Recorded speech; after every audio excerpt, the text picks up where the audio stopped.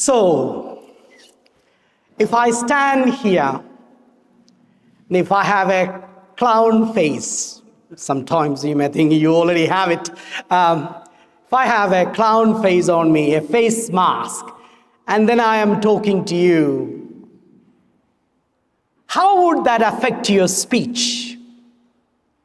It will definitely affect your speech, I hope.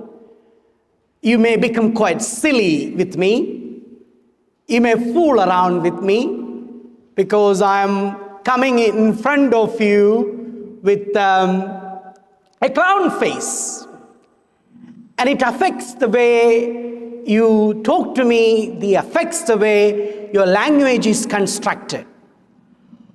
For that matter, if I am speaking to you with a machine gun in my hand, how would that affect your speech?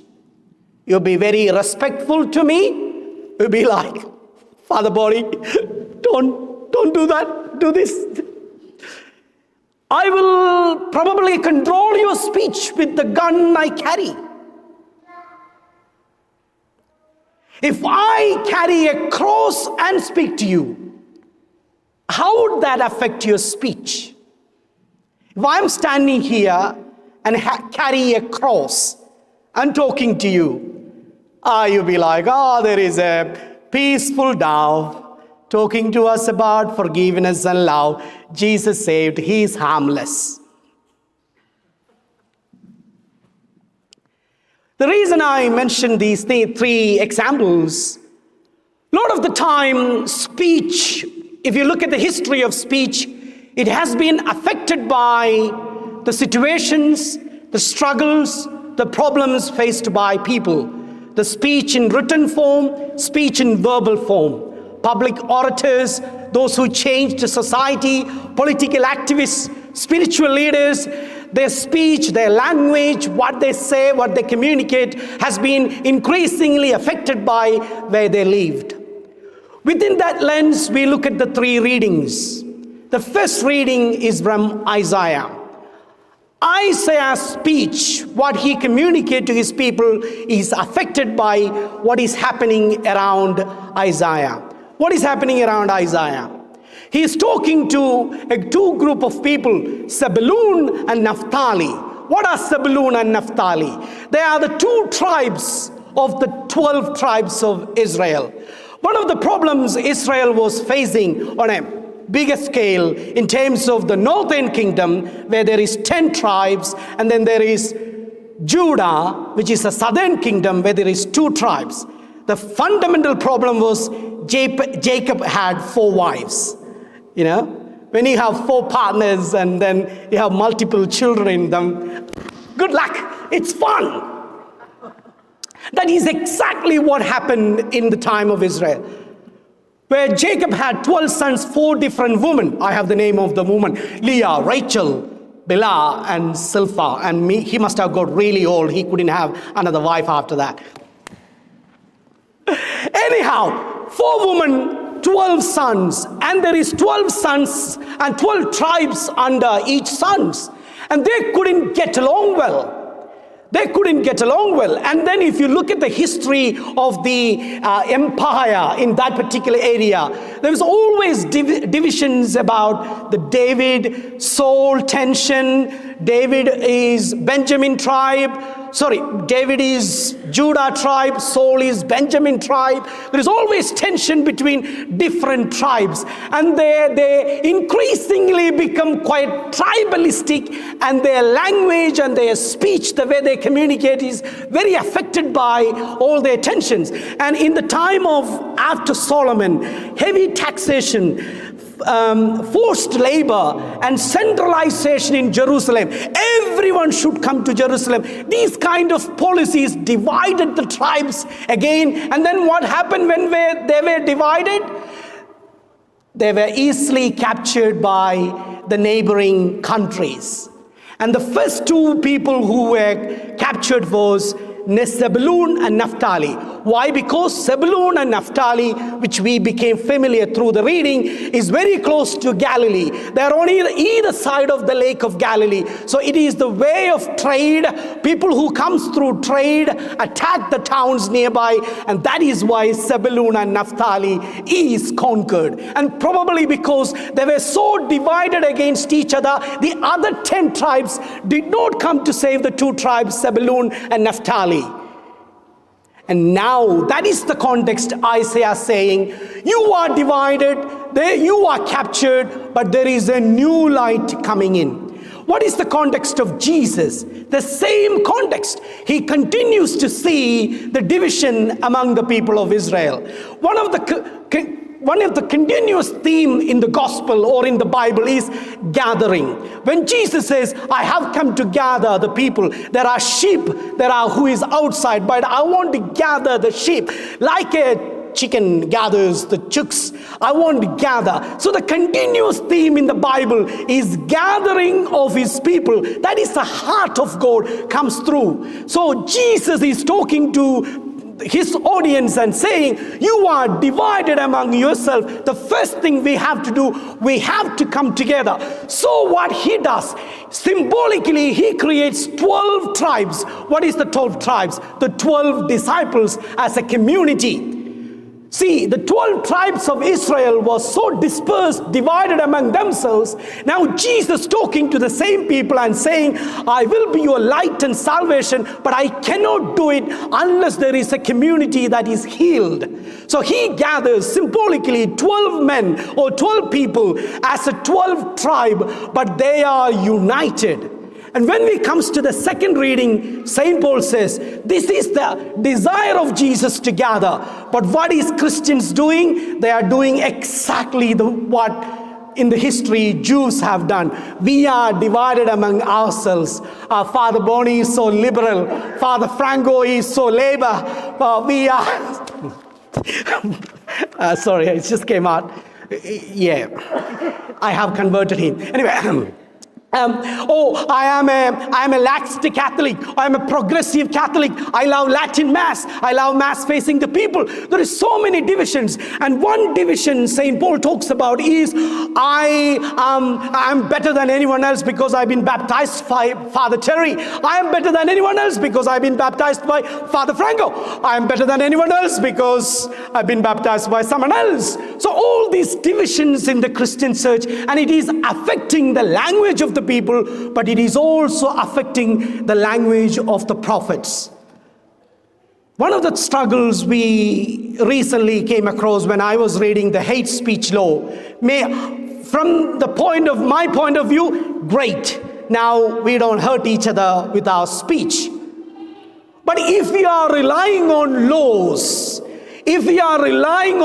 which we mainly use to curtail or restrain or promote positive actions, now that we use the same laws to control the speech, now that is a different sort of there is a lot of threat in that. If I control the speech, you're not controlling my beliefs, you're not controlling my convictions. When you force me to control my speech and are not allowing me to express my truth in a loving and kind way, then what happens? The tribalism in me, it grows. The us and them is grows. Though I may not speak about it, though I may not post about it, though I may not do a story about it, my conviction, my belief will still grow. It is fueled by the particular law. The law makes me so angry, so my reaction to that, I look for the people who believe in the same thing. In that circle, I will continue to propagate my beliefs, and fed by their opinion, so my belief grows and become an echo chamber where I believe this is the truth, and maybe we will create terrorists by that, because I am not able to express what I truly believe in a kind and compassionate way. So maybe the hate speech law that we have just passed, it may be a good thing. But at the same time, if it is expanded to other faith about sexuality, about marriage, about abortion, about euthanasia.